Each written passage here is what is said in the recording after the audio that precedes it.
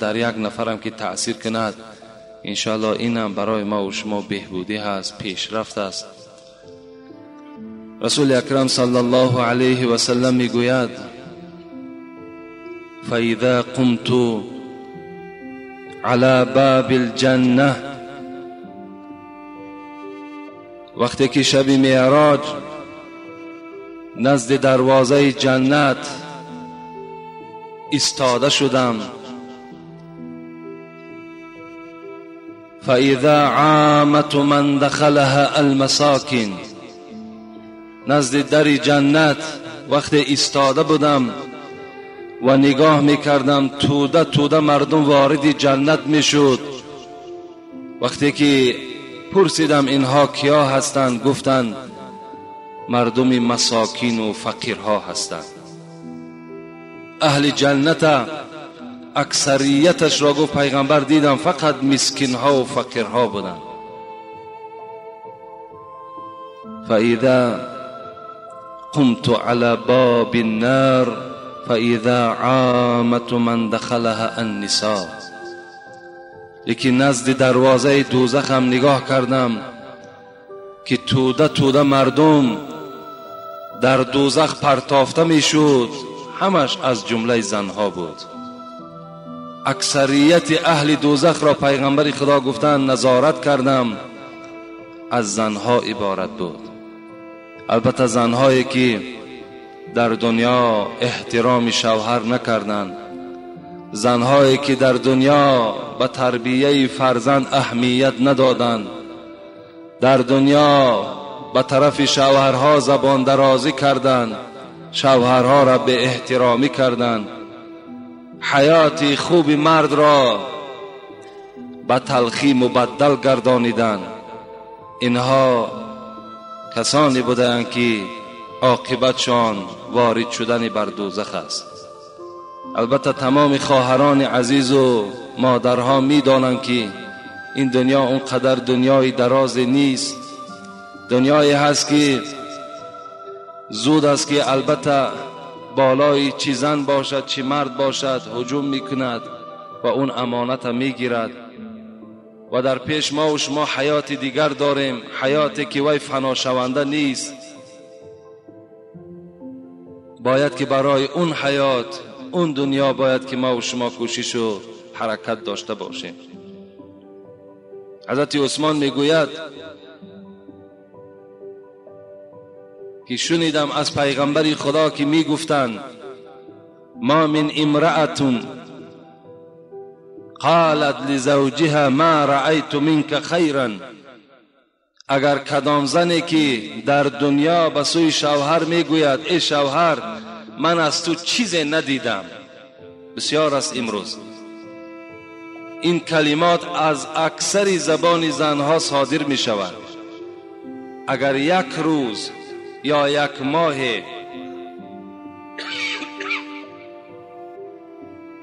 اگر زنها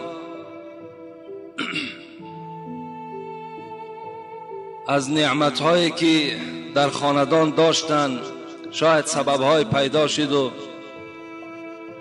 همان نانی با سیری را ندیدند، یا شاید که اون لطف و مهربانی هایی که شوهر داشت در دوام یک روز یا یک هفته اون لطف و مهربانی ها را دیگر مشاهده نکردند، در حال به سوی شوهر میگوید من از تو چیزی ندیدم.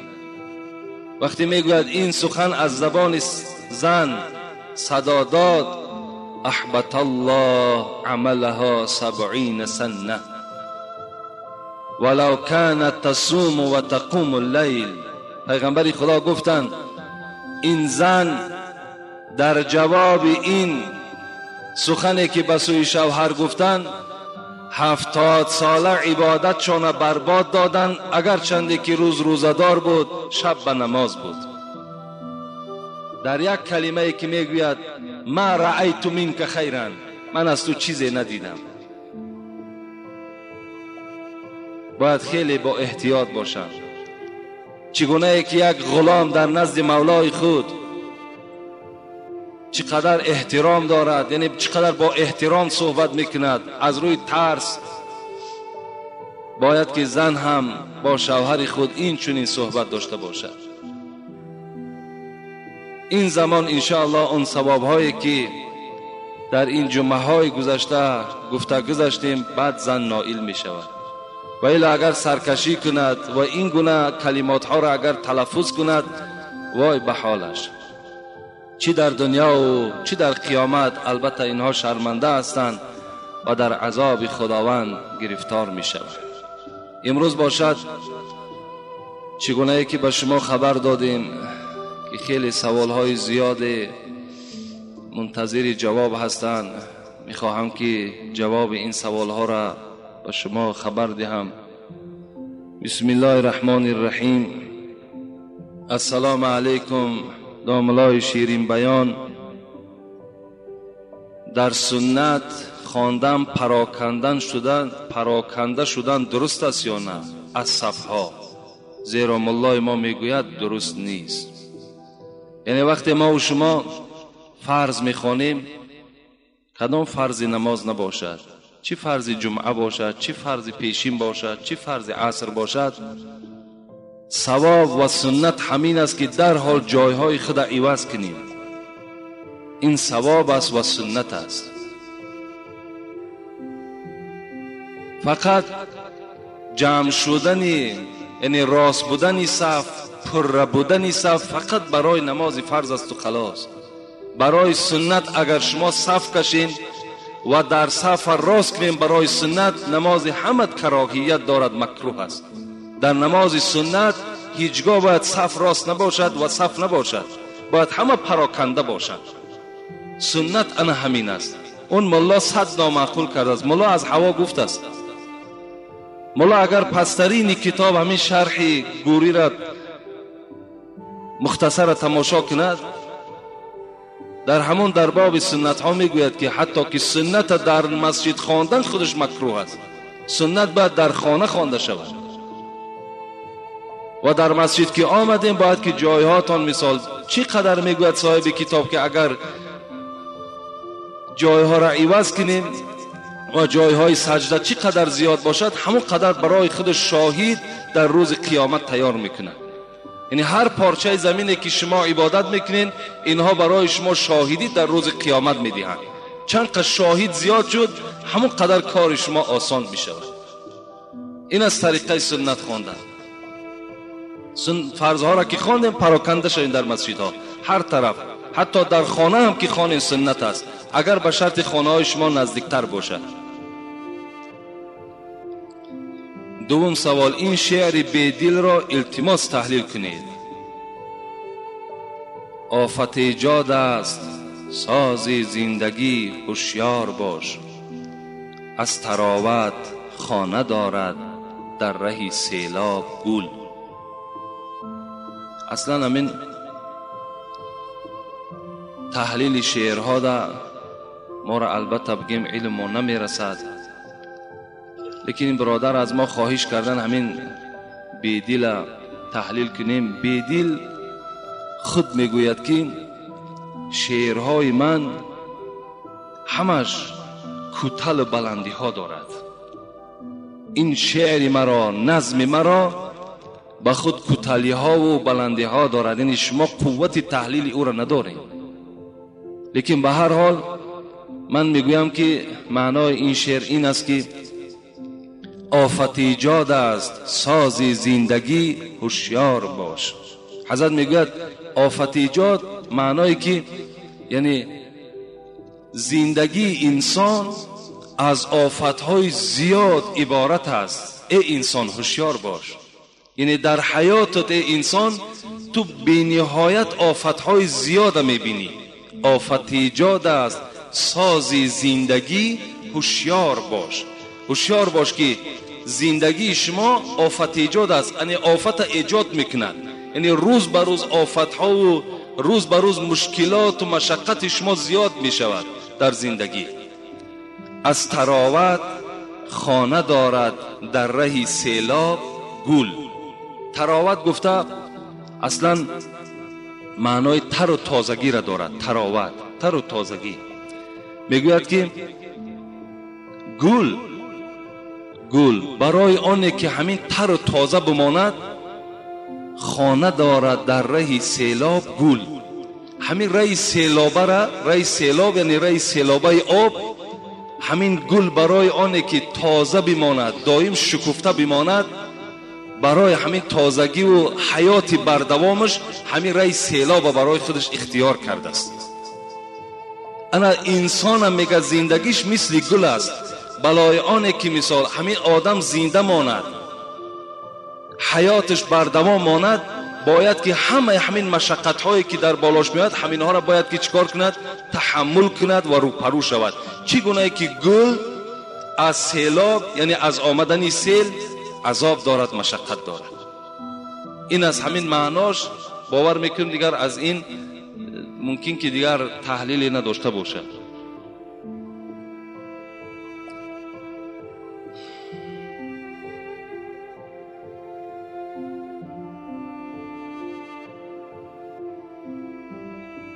السلام علیکم داملا حاجی میرزا، اگر در نکاح دست بالای دست باشد چی زیان دارد؟ یعنی نکاح وقتی که نکاح صورت میگیره در خانه کدامی از مسلمان های ما و شما، بعدن همونجا مردم تکلیف میکنند که دست ها را راست مانید، یعنی بالای زانو هاتون در راست مانید، نه جنبین نه خندین. دیگر اینا دروغ هستند. دست ها چی در بالای پا باشد چی در زمین باشد اینا یگان اهمیت ندارن در نکاح. برادرای عزیز ندارن، اینها هیچ معنی ندارن. دست در بالای دست نباشد برای چی؟ برای که نکاح قلف میشید است، برای که مثال همین بچه نکاحش مثال عاقبت زندگیش ویران است وقتی اگر دستی ما در بالای دستم باشد. اینا دروغ هستند. برادرای عزیز حتی در نکاح میگن که قلنفر نیارین که زندگی آدم تیز میشود، زندگیش ناخوب میشود، زندگیش دیگر. باور کنید اینا ضعیفی ایمان ما و شما را نشان میدن. اینا یک سفسطه های هستند که در همین دین ما و شما داخلشان کردگیند. باور کنید کدام بگیم یگان کثافت و بدبخت جایگیر کردگی است. ما و شما را چنان ترساندن که حتی از قلنفر میترسیم که اون که نعمت خداست، ایرا باید که انسان خورد داخل، چی در نکاح چی در توی چی در کدام معرکه نباشد. اینا دروغ هستند. اینا را باور نکنید. اگر شما با اینا اعتقاد داشته باشین و همین رسم و همین بگیم جاهلیت اگر جاری کنید شما گناهکار میشوید. اینا دروغ هستند، باور نکنید. همان برادرایی که مثال نکاح میبندن و میگویند که دستات باید روی دست باشد و دیگر باشد، اونا از همه مهمترین همین که همون شو عروس پرسن نماز میخوانی یا نه. نکاحی که مثال عاقبتش اگر بخواهد که نیک باشد، زندگی که اگر خواهد که عاقبتش خوش باشد، از همون جوان دختر و جوان پسر بپرسن که تو نماز میخوانی یا نمیخوانی. این زلول است. اون دادن قلنفر و دست در بالای دست گذاشتن و دیگر این سوزن زدن، اینها همه دروغ هستند. اینا را باور نکنید. اینا فقط از همون فتواهای زنکای هستند. همون مردهای زنکلانی که همون زنهاشون همین وظیفه را در گردنشون میگذارن، انا از همونا پیدا شده است. اینا را شما اهمیت ندید. نگذارین همون زنهایی که در پیش شما آمده پشت همون کستون و مثال همون بگیم لباس شما را سوزن میزنن. اینا معنی ندارن، شما را گناهکار میکنن. در کدام کتاب است همین؟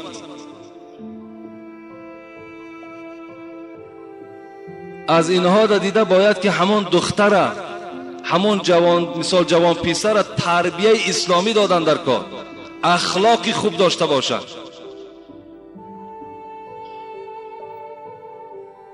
اینا ضرورتر هستند در نکاح، نه اینکه دست بالای دست ماندن و دیگر مثال جاهلیتی که در همون شب نکاح انجام می‌یابد.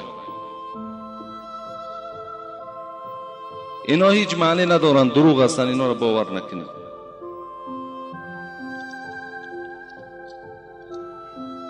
السلام علیکم. که حاجی میرزا، 5 سوال کردن. همین یک سوال 2 سوال کنین، بعد به نهایت بعضی برادرها تمام زندگیش 3 ورق 4 ورق می نویسد. ننویسین، همون مختصرا همون سوال بگو، چیزی هست قوت ما رسید جواب میگیم، نشد میگیم پیش دیگر کس رفت. آیا با شیر، نان، مزارها قسم خوردن چه خیلی است؟ شرک است. کسی که اگر با نان قسم میخورد، با شیر قسم میخورد، با مزارها قسم میخورد، اینها در گناهگار میشود، بی نهایت گناهگار میشود. باور کن از ترک نماز در حتی که گناهش بزمین‌تر است. کسی که با نان قسم میخورد یا با شیر قسم میخورد یا با مزار قسم میخورد، رسول اکرم گفتند کسی که اگر بغیر خدا قسم میخورد وای شرک در خدا آورده است، وای مشرک است. اینا در باور اینا قسم نیستند. قسم فقط والله بالله تالله، انا همین 3 قسم است. اینا در قسم خوردن شما گناهگار میشید. دوم، از جایش میخیزد یا پیر میگوید. آیا این چه خیل است؟ اینم نادرست است. پیری وای چی قدرت دارد؟ انسان باید که فقط با نام الله نشیند، با نام الله از جای خود خیزد. فقط وقتی از جاتان میخیزین پیر دارین، خدا پیرتان رحمت و مغفرت کند. پیری تو اون قدرتی را ندارد که ترا از جای خود خیزاند و در جای تو نشیند. این قدرت پیری تو ندارد. فقط باید که ما و شما الله گفته از جامان میخیزیم، الله گفته در جامان می نشینیم. همه با قدرت الله است. سوم، آیا با زن خود در حمام خانه یک جای غسل کردن درست است؟ البته سنت است. سنت است که باید در حمام مرد همراه زن خودش غسل کند. اون زن وظیفش همین است که بدن شوهر تازه میکند، میشود، پاکیزه میکند، بعد دعای شوهر میگیرد. این سنت است. خوش به حال همون زنهایی که پیش از آنه که مثال مرد اراده حمام دارد با همراهی همون شوهرش حمام میرود و مثال بدن شوهرش صابون میکند، بدن شوهر مثال پاکیزه میکند، تازه میکند. خوش به حال او زن. این سنت است. چهارم، آیا زن میتواند که مرغ یا دیگر حیوان را ذبح کند؟ میتواند. زن حقوق دارد که مثل مرد چگونه که مرغ از کدام حیوانی نباشد ذبح میکنیم، کار در دست میگیرد، بسم الله الله اکبر میگوید، ذبح حیوان میکند. این جای منش نیست. پنجم، آیا زن سر مرد را تراشیدن ممکن است یا نه؟ تراشیدن البته درست است. یک جوان گفت که ما در کدام قشلاق زندگی میکرده است، گفت وقتی همون زن من گفت وقتی سر ما تراشید، ملا گفت که الکی زن به تو چی شد؟ طلاق شد. این هم خیلی ملاها هم هستند. حالا که آخی یا را بگیم همش وظیفه زن غلط نیست، آخی وظیفهش هم که نباشد کردنش سنت است. همون تیغ گرفت یا همون لیزبر هم میگیرد مثال سری مرد هم میتراشد، چی جای گناه است؟ تراشیدن 100% درست است، باکی نداره، بلکه ثواب میگیرد.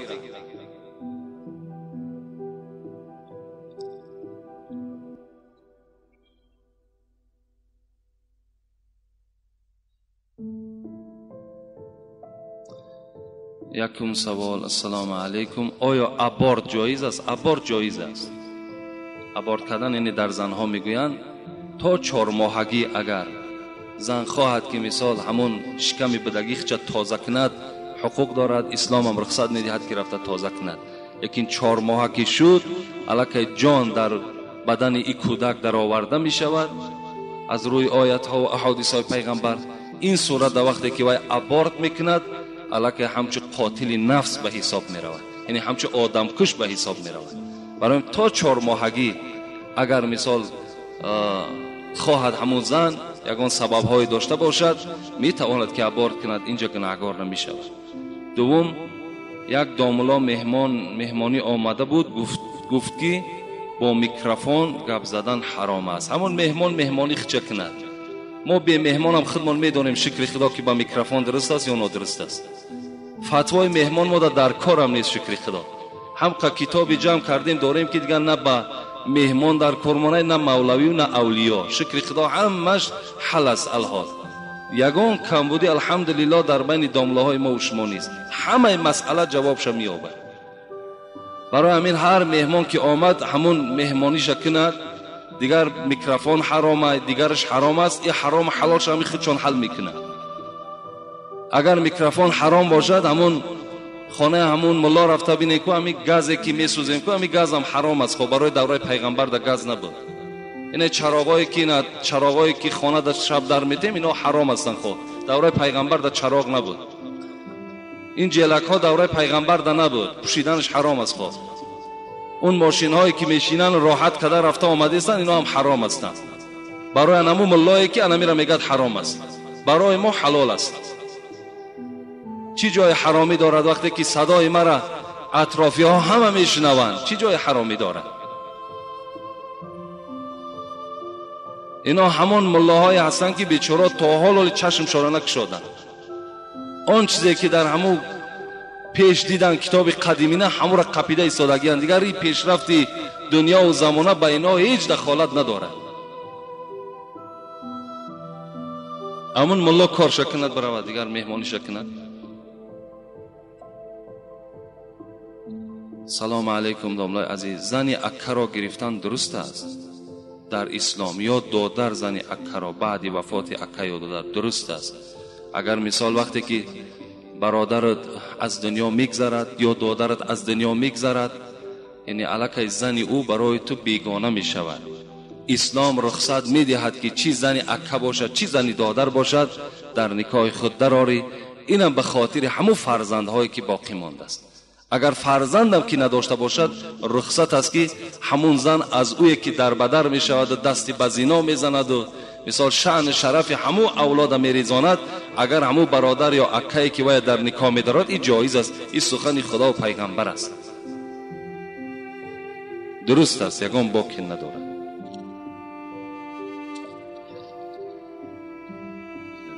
می نویسن که دیگر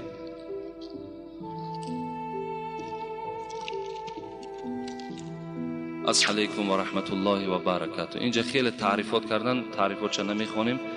من از شما یک خواهش احترام دارم که من در قشلاق کاریز بالا ملا سلطانی میگویند در آنجا استقامت میکنم. من آدم‌های را میبینم که کارهای ناشایسته را میکنند و گپ‌های هرخیله میگویند. من باشم به آنها گفتم و میگویم که شما یک بار عقلاً امر معروف را گوش کنید یا اینکه شنوید، بعد میفهمید که در دنیا چی گپ و خبر است. وایها باشند مرا سرزنش میکنند و ملاها را تحقیر کرده دشنام میدهند و میگویند که دنیا از دست ملاها جزیر شده است. از شما حاجی محترم خواهشی ضرور دارم که در حق این بدبخت ها چی گفتنی دارید؟ مرحمت با طور آشکارا پاسخ گویید. البته مثال سخن اینها هم از یک جهت حقیقت دارد. چه حقیقت دارد؟ در اصل همین مردمی که اعتقادشون از ملاها پریده است دیدن که بسیاری ملاها اصل نامشون ملا بوده است. اصل نامشون ملا بوده است، در اصل ملا نبوده. ملا باید که دائم خدمت بر اسلام کند و دائم دلسوز اسلام باشد. وقتی میبینن همین گپ‌هایی که ملا را به گفتش بکن به کردش نکن، اینا هم از دست همون بعضی ملاهایی که گفتن و نکردن ان همین مقاله ها پیدا شد. باید ملا هستی اصل ملا شو، حقیقت گفتن بگیر. اگر چنده که ملامت زیاده میشنوی، هزار اگر خودت پرده پوش کنی، هزار اگر با چین دل همو کلان ها هم که کار کنی، همو روزی که اگر یا تبدلات چید اولین آدم نابود میکن تا هستی. دیگر آفتاب با دامن پشانده نمیشد که کن من ملا نیستم گفته و حالت دخته پنهان کنی، اولین نفر میکشند تا هستی. برای همین چیکار کردن در کار؟ همین ملا میشه ملای اساسی شد.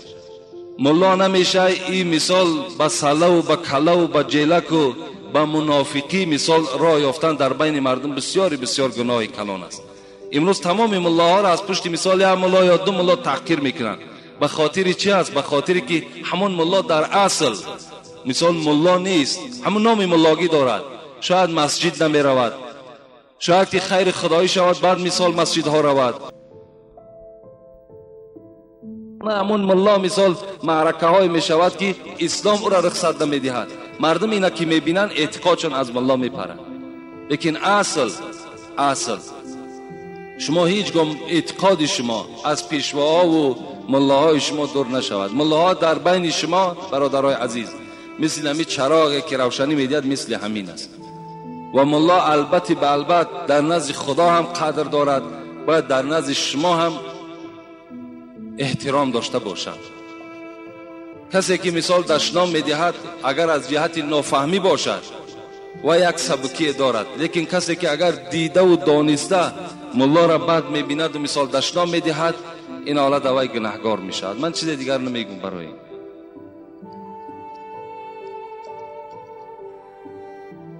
السلام علیکم و رحمت الله و برکاته. اکای حاجی میرزا، پیش از همه به شما عمر دراز و وطن صحت و دلی بیغم خواهان هستم. من خیلی فخر میکنم که در شهر کولاب باستانی زندگی میکنیم و این خیل حاجی را صاحب هستیم. من از شما یک خواهش دارم که به سوال من پاسخ گردانید. در کتاب قرآن گفته شده است که بعد نماز بامداد، یعنی بعد از فرض نماز بامداد، یگان نماز نیست. اگر بعد نماز بامداد نماز نفل یا یگان نماز دیگر خوانی، این درست است یا نه؟ خواهش دارم این سوال را پاسخ گردانید. با احترام، من یک مخلص امر معروف شما هستم. یعنی من اول همون آیت هم می نویساندین که در کدام جای قرآن گفته است که بعد نماز بامداد دیگر هیچ نماز نیست. خوبش این میشد، لیکن بعد نماز فرض بامداد خواندن نمازهای نافله جایز نیست. یعنی نمازهای سنت، نمازهای نافله را خواندنش در مذهب ابو حنیفه جایز نیست خواندن تا آفتاب برآمدن. آفتاب که برآمد بعد نمازهای نافله را، یعنی نمازهای زیادتی را خواندنش از روی مذهب ابو حنیفه چی می شود؟ جایز می شود. یعنی بعد نماز فرض تا برآمدن آفتاب، اگر مثال شما اگر نماز قضایی خوانین باکی ندارد، نمازهای قضایی را خواندنش درست است، باکی ندارد. یا نماز جنازه باشد باکی ندارد. یا سجده تلاوت برای 14 جای قرآن که سجده تلاوت دارد اگر ادا کنید باکی ندارد. فقط نماز نافله را، یعنی نمازهای زیادتی که در مثال شکر وضو میخونین، تحیه مسجد میخونین و دیگر مثال در حق پدر و مادر، اینها را بعد فرض دیگر اجازت نمیتن. یعنی همین بعد صبح که دمید فقط سنت و فرض هم بامداد خوانده میشود، خلاص.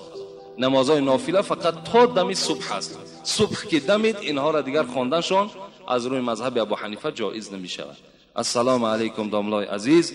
من شنیدم که نماز قضا شود فرض میخوانی، سنت نمیخوانی. درست است؟ البته نماز که قضا شد فقط همون فرضاش هم میخوانین و دیگر سنت نمیخوانین. یعنی فرضها قطعی نماز ویتر خوانده میشود و خلاص، دیگرهاش خوانده نمیشود. السلام علیکم بابای داملا، خواهش میکنم با این سوال من جواب درستتر جواب دهید. اگر پدر پسر را بگوید که به بازار رو، پسر بگوید که وقتی نماز شده است من به نماز می روم، آیا این ناگپگیری می شود؟ البته مثال پدر و مادر پیش از آنه که مثال فرزند پای کار میگیرن، اگر فرزند گوید که مثال پدر وقتی نماز شد من باید که رفته اول نماز خوانم بعد از پای مثال سخن شما شوم، پدر گوید میلش بچه‌ام همراه بچه خود باید که به مسجد آمدن نماز خواند، این افضلتر و بهتر است. لیکن اگر ضرور باشد پدر بیمار است یا دیگر مثال وقتی فرزند نماز خواند بعداً مثال شاید که یگان فلاکت و یگان بیماری پدر زیاد شود یا یگان تشویش باشد، این صورت فرزند سخن پدر مثال قبول میکند، به مسجد نمیاد و رفته از پای مثال همان بازاری پدرش میشود. لیکن اگر هیچ مثال کار نباشد، هیچ مثال تشویش نباشد، بیماری نباشد، باز بازم این پدر گوید که بگذار همون مسجد از پای مثال سخن من شو، اینجا هم از پای سخن پدر میشود لیکن گناهگار پدر است. دوم، الله اکبر چند معنا دارد؟ همون الله اکبر از همه معنای مثال ساده و عیانش همین است که خدا بزرگ است. الله اکبر این بزرگی را میدهد. خدا بزرگ است. از همه ساده و عادیش همین است. السلام علیکم داملای عزیز. بجای برابرم از نام یک مخلص شما. داملای عزیز و بجام برابرم از نام یک مخلص شما. یکم بعد سنت پیشین تا انتظار جماعت فرض نفل گذاریدن ممکن است یا نه؟ اگر گذاشت چی می شود؟ یعنی بهترش که نگذارد. مثلا سنت پیشین که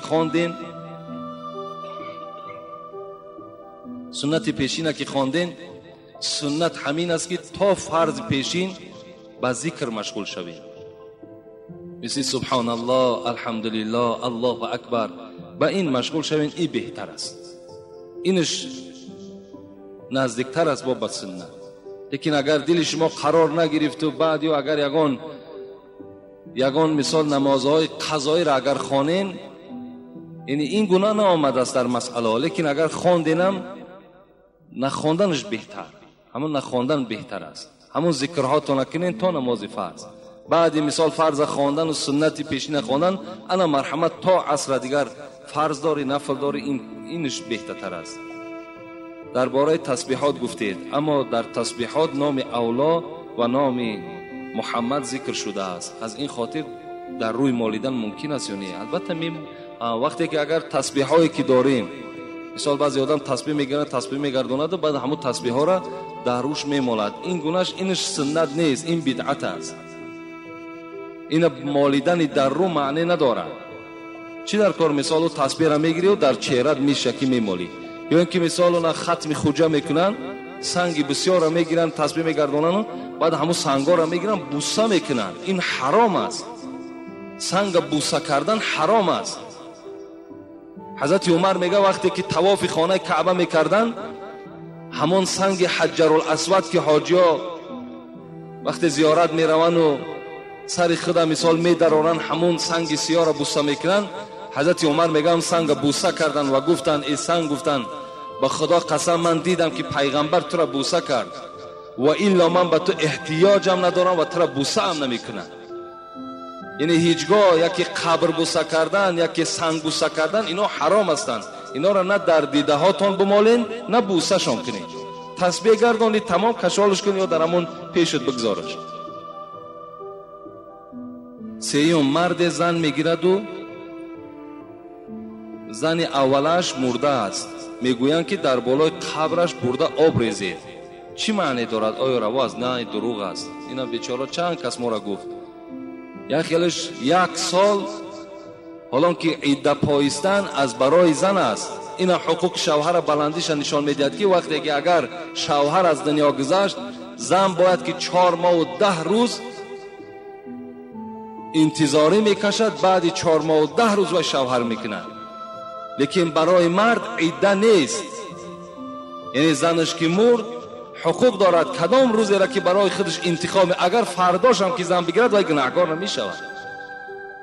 اگر 3 روز پس هم که زن گیرد گناهگار نمی شود. 1 هفته پس هم که زن گیرد، 1 ساعت بعد هم که زن گیرد گناهگار نمی شود.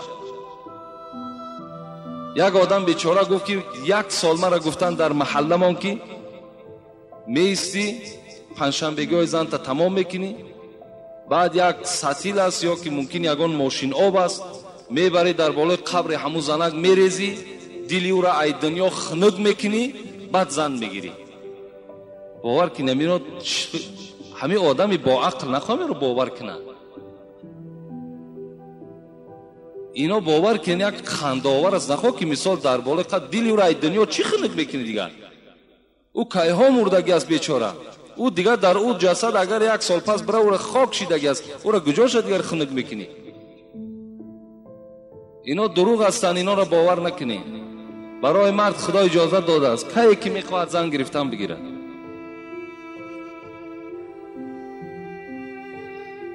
السلام علیکم و رحمت الله و برکاته. ما یک گروه به نماز جماعت خانی به کلاب می آمدیم. مرد قرآن خانه به ما چنین گفت که سگ ما و جای دیگر می جکیم. چی می شود بابای داملو؟ مرا با تمسخر کردن شما در حق همین خیل آدم چی میگویی؟ با سلام یک گروه مخلصان شما.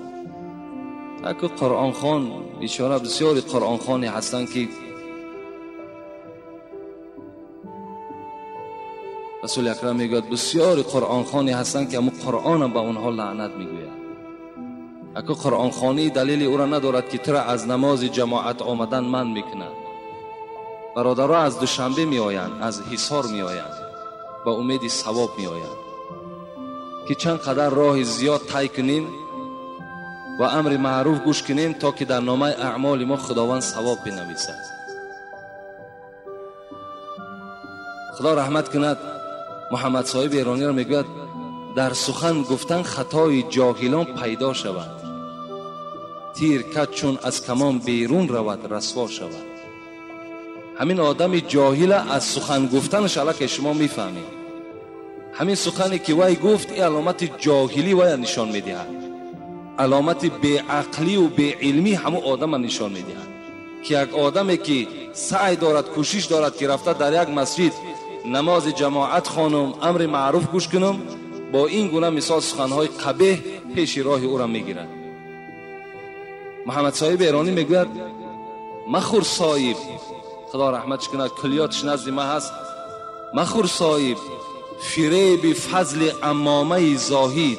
امامه زاهد گفته سله را میگن، میگد که از همه سله دارا فریب سله دارا نخور. میگد مخور صاحب فریب فضل، فضل گفته سله کلان میگن، مخور صاحب فریب فضل امامه زاهد که در گنبد ز بیمغزی صدا بسیار میپیچد. همین گنبز ابین میگه یک گنبز کلانه که درش خالیه، ها بگو ده بار ها ها ها میگن.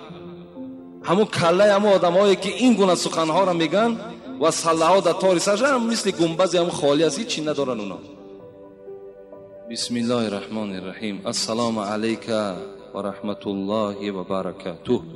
اکای حاجی اول بخشید از شما در رضا بودن پدر و مادر یک چند سخنهای مبارک میگفتی. این سوال اولی من است. دوم، معلمانی که از خوانندگان یا اونیورسیته یا کالج از اگزمین یا زچات پول میگیرن، آیا برای مسلمان این حرام است یا نه؟ التماس اکای حاجی به سوال ما جواب پره میگفتید، دل ما قرار میگرفت. البته درباره پدر و مادر ما کسیته ها داریم. برادر عزیز مراجعت کن، از همون کسیته ها بی نهایت بهره زیاد میگیری. دو کسیته خاصه درباره احترام پدر و مادر است. اگر مثال چیزی که خواهی از داخل اونها تو البته یافت میکنی.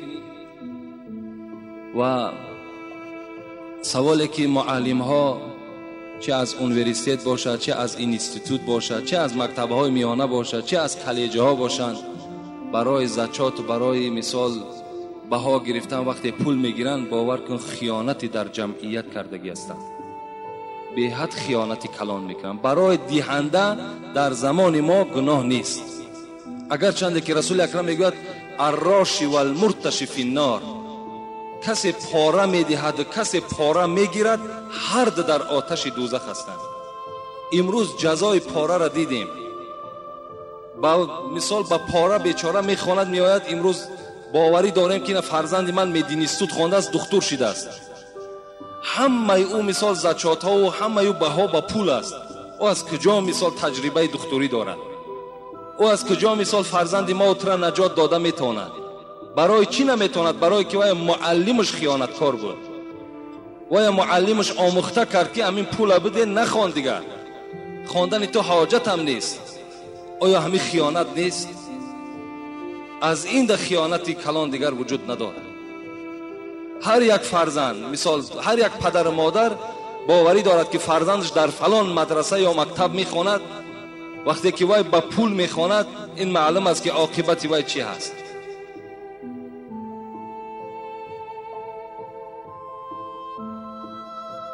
و البته آدم دهنده در این زمان ما گناهگار نمی شود، زیرا اگر حاضر ما فرزندا مانده از جهت فرزندا ما پاره ندهیم و دیگر داخل نمیکنند. فرزند ما دیگر در او یونیورسیته یا که در مثال همون مدینیستوت خوانده نمیتواند تا اگر پاره ندهیم. امروز پاره ما میدهیم، لیکن همون گیرنده ها گناهگار هستند. دیهنده ها گناهگار نیستند. بسیار عملی زیشته است. شهر دوشنبه، گربت 56 صنوبر. السلام علیکم داملای عزیز و محترم حاجی میرزا، اینا بر ما دادن. من با همراهی خواهرانم از دوشنبه آمدیم و امروز به دیدار شما رسیدیم. ما در خردسالی امان از پدرمان جدا شدیم. پدرمان را ماشین زد و او مرد. مادرم که الحال جوان است و شوهر برآمد و از آن شکرانه میکنم که او بسیار آدمی خوب است و امروز که من 14 ساله نماز میخوانم. از شما داملای عزیز التماس میکنم که مرا و خواهران مرا و پدر و مادر مرا دعا کنید. خدای مهربان این خواهر اسلامی را همراه همه خواهرها و پدر و مادرش خدایا مغفرت گناه بکنی و مراد و مطلب هاشون خدا حاصل کنی. آمین یا رب. یک سوال بسیار از ما خواهش سخت کرده بودن از دوشنبه. السلام علیکم داملای شیرین سخن. این سوال از نام یک خواهر شماست. التماس به سوال من جواب گویید. من برادرم را با نمازخوانی دعوت کردم. اگر من او را یاری رسانم ممکن است؟ سوال دیگر. از وفات پدرم 2 سال گذشت. آیا من به منزل پدرم روم ممکن است؟ چنانه که میگویند رفتن زن به منزل ممکن نیست. التماس به من جواب پر دهید. با احترام خواهر عزیز شما. البته می توانید شما اون برادری که دارین یا پدری دارین شما نمازخوان کنین، در نماز یاردم کنین، این باکی نداره. این البته ثواب میگیرید. لیکن به سر منزل پدر مادر رفتن، اگر چنده که حدیث ها برای رفتن هم هست، سخن فقها هم برای اجازت هم رفتن هست، لیکن الحال عالم های بگیم آخر معاصری حاضره ما و شما اجازت ندادن که زنها به سر منزل ها روند یا به زیارت مزار ها روند. یعنی این ده اجازت ندادن. گفتن نرفتن زن برای منزل، برای دعا کردن، مثال برای اولاد اجدادش به قبرستان ها، این بهتر است. از این خاطر همون خواهری که مثال میخواهد در حق پدر و مادر دعا کند، افضل و بهتر همین است که در خاندان 2 رکعت نماز خوان در حق پدر و مادر ببخش. انشاءالله این بهتر است و این ثوابش زیادتر است.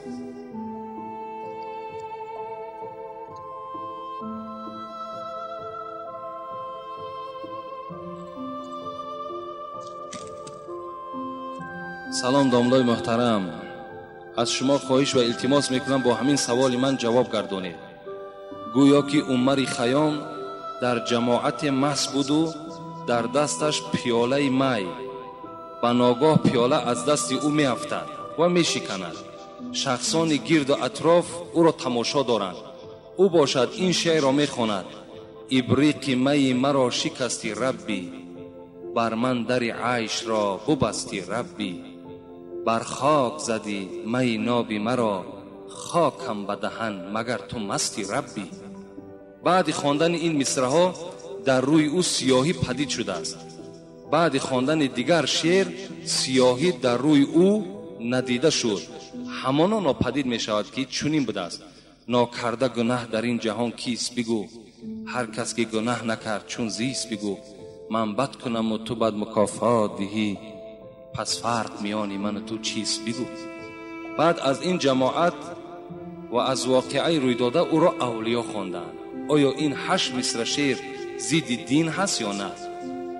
و واقعه با عمر خیام چنین بود یا نه؟ ما بین من و 1-2 شخص بحث شد. من در جواب گفتم که با واقعه روی داده شده باوری ندارم. بنابراین از شما یک بار دیگر التماس شعرها را با پررگی تحلیل کرده و واقعی که بحث می رود با پررگی شرح دهید. مخلص اشدی شما از دوشنبه اسرائیل. افسوس می خورم که از سبب راه دور در امر معروف شما اشتراک ندارم. به هر حال که از روی کسیته هایتان شما را نغز می شناسم و احترام می کنم. خدا نگهبانتان باشد. یعنی این واقعی که به عمر خیام گویا شده باشد که وقتی در دستش مثال پیاله می بود و وقتی که میخواست که همین می نوشد که همون می با همون ابریقش با همون ظرفی که داشت در زمین زد و شکست. و به سوی پروردگار گفته پروردگار تو ابریقی مرا شکستی، آیا تو مست هستی؟ این سخن در آخر حضرت عمر خیام گفته باشد. وقتی که این سخن گفت خداوند در حال میگه چهره عمر خیام سیاه کرد و بعد این باز چی گفت؟ ناکرده گناه در این جهان کیست بگو. یعنی پروردگار کی هست در دنیا که ناکرده مثال حیات برده است و گناه نکردگی هست؟ کی هست میخواد گفته؟ این وقت این 4 مثال را خوان بعد این باز رویش سفید شد گویا. آیا همین واقعه اصل دارد؟ این دروغ است. باور کنید. منم باور ندارم. منم در یگان کتابم ندیدم، لیکن اکنون ادبگاه محبت ناز و شوخی بر نمیدارد. کسی نباشد، چه اولیاء باشد چه مثال همون دوستان خدا هم به درگاه خداوند این گونه ناز کرده و ای پروردگار تو مستی گفته، این ده هیچ کس قدرت نداره. این گونه معامله هم بر خدا کردن، این باور که این در عقل انسان جا نمیگیرند. من یک حدیث حضرت عمر را نویسانده میخواهم که برای شما خوانم. حضرت میگوید یک مرد راه میرفت، در راه رفتن بسیار میگه ایتا خاکسار بود، خاکساری کرده گویا گردن پست زمین تماشا کرده میرفت. حضرت عمر گفتند لا تمیت علینا دیننا اماتک الله. این مرد گفتند سرت بردار، گفتند تو آدم مسلمان هستی، تو خطا یک باتر بگیر، یک آدم با قوت بگیر. گفت دین اسلام را بر ما نمیران، گفت خدا ترا هلاک بگردانه. یعنی چند قدر مثال راست باش گفته است. خطا همچه خاکسار این ذلیل نگیر. باز میگه در دیگر شخص دید میگه که بسیار شکسته بود. میگه اونا چی گفت؟ ارفع رأسک فإن الاسلام لیس بمرض. سرت بردار، گفت ای مرد، گفت اسلام بیمار نیست، گفت اسلام را بیمار در چشم مردم نشان نده، گفت سرت بردار. گفت یعنی با غیرت باش. یعنی ما و شما هم باید که چونین حکایه ها قطعی مثل که گویا یک ضربه در همه اسلام میزنیم، گویا که اسلام هم مثل یک افسانه نشان میدیم. همچنان هم میگن که گویا که برق ولی وقتی که مست شده است با همون عصاش در عرش الهی زده باشد. اینا دروغ هستند. اینا را باور کردن در کار نیست. این کتابچه هایی که برآمده است اینا نه آیت نه حدیث نه در یگان کتاب معتبر آمدگی نیست که مثال حضرت برق در عرش پروردگار با تیاقی خود زده باشد و گفته باشد که خداوند یعنی چی پیشنهاد کرده است، یک دوزخ گویا که نابود کرده باشد. اینا افسانه هستند. اینا را باور کردن در کار نیست. اینا مثل همونا هست. یعنی هیچ وقت عمر خیام بسیار فیلسوف کلام بودن، بسیار آدم خدا ترس بودن و عرق نوش نبودن. برای چی عرق نوش نبودن؟ زیرا حضرت حافظ بینین در مصرع شعریش میگه المنت لله که دری میکده باز است، زان رو که مرا بر در او روی نیاز است. خمها همه در جوش و خروشند ز مستی، آن می که در آنجاست حقیقت نه مجاز است. از وی همه مستی و غرور است و تکبر، و از ما همه بیچارگی و عجز نیاز است. اون می که میگوید ما در مصرع‌های شعری ذکر میکنیم، حضرت حافظ میگوید اون می میگد اون می مجازی نیست، از وی همه مستی و غرور است و تکبر. این می مجازیه که این می که مردم در دکانها میفروشن و مینوشن، اینا میگه از اینا فقط غرور تکبری مثال و خاری و ذلت است و از ما همه بیچارگی و عجز نیاز است. آن می که ما میگویم در مصرع‌های شعری همه این عاجزی را نشان میدهد، همه این یک سرخمی ما نشان میدهد. این می ما اون می نیست میگوید. از این خاطر اون می که عمر خیام هم ذکر کرده است، اون می همش عشق خداوندی هست، همه او عشق اسلام است، نه این می اساسی که مثال امروز مردم باید می نوشن. السلام علیکم استاد عزیز. اگر در پهلویت زنت یا خواهرت یا ینگت نماز خواند، نماز فاسد می شود یا نه؟ این اگر در خانه شما نماز می خونین، یکی مادر در پهلوت نماز میخواند، زن در پهلوت نماز میخواند، ینگر در پهلوت نماز میخواند، خارزاد در پهلوت نماز میخواند، اینا در 4 شرط است. یکم شرط چی است؟ یکم نماز هر دی شما یک نماز باشد. مثال اگر هر دو نماز پیشین میخونین، اون کس در تو اقتدا کردگی باشد. یکم شرطش در پهلوی تو میسد، در تو اقتدا میکنه، تو امام میشوی و وای مقتدی. دوم نماز رکوع سجود دار باشد، یعنی نماز جنازه نباشد، نمازهایی که رکوع سجده دارند، مثل نماز پیشین. سیوم زن اهل شهوت باشد، یعنی زن پیرانسال نباشد، زن جوان باشد. چهارم شرط این که بین تو و بین زن یگان حائل نباشد، یعنی یگان چیز ستره نباشد. این صورت اگر در پهلوی تو ایستاده نماز خواند، نماز تو را فاسد میکند. اگر مثال زنی تو هست، خواهری تو هست، در پهلوی تو میستاده، به تو اقتدا میکند، لیکن برابری تو میستاد در یک نمازین. دوم این که همون زن جوان است. سوم که نماز رکوعدار است. چهارم که بین تو و بین او یگان پرده نیست. این حالت اگر در پهلوی تو نماز خواند، نماز فاسد میکند. لیکن اگر وای جدا نیت کند، تو جدا نیت کنی، اینجا در نماز شما فاسد نمیشد، اگرچه در پهلوی شما هم که ایستاد. فهمیدین شرطی مثلا؟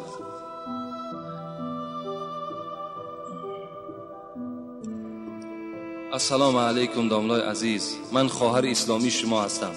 سوالی دارم داملای عزیز. ینگه دارم، دادرم که شوهر اوست او را دشنام زیاد میدهد و او در مسجد شما نماز میخواند. در این موضوع چیزی میگفتی؟ یعنی این برادری که عائله خودش دشنام میداده است، یعنی البته ما در این بابها صحبت داشتیم و باز میگم که البته یک حق زنها بالای مردها این است که ولا تقبح، گفتم پیغمبر، شما زنها را دشنام ندهید، یعنی دشنام های قبیح نکنید.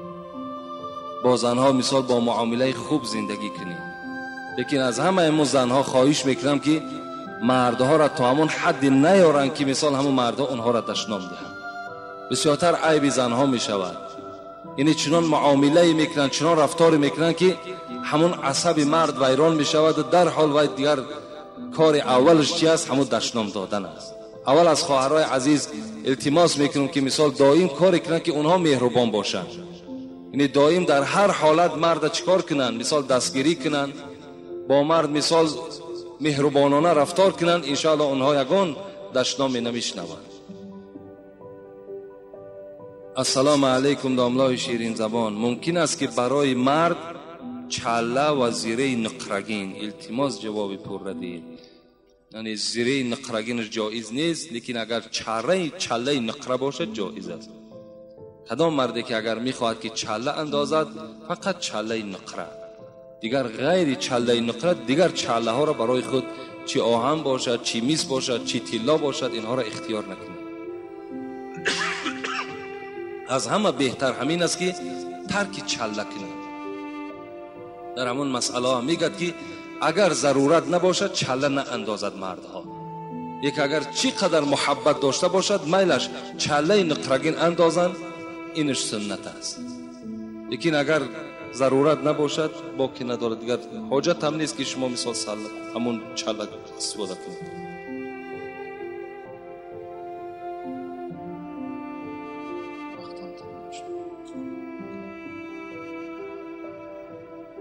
السلام علیکم داملای شیرین سخن، ممکن است که در سر منزل سنگ با صورت مانند؟ التماس جواب پر را بگید. نه عن ان یکتب علی القبر شیء.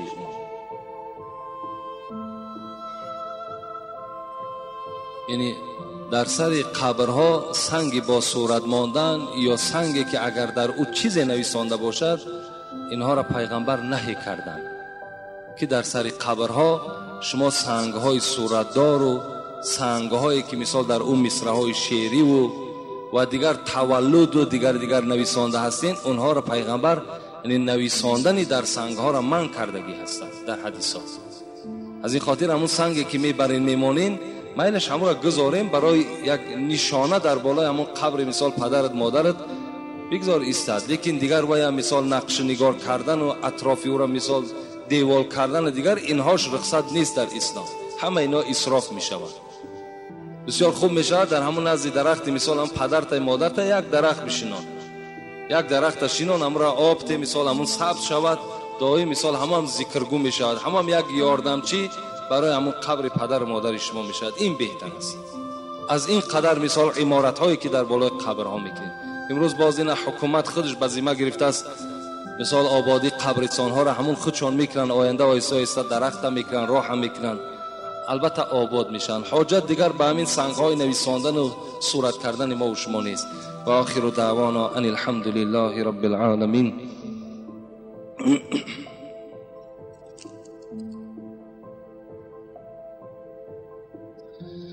اینجا یک برادر از ما خواهش کردن که سفری به دولت روسیه داشته است و در حقش دعا کنیم که خدای مهربان سفر شد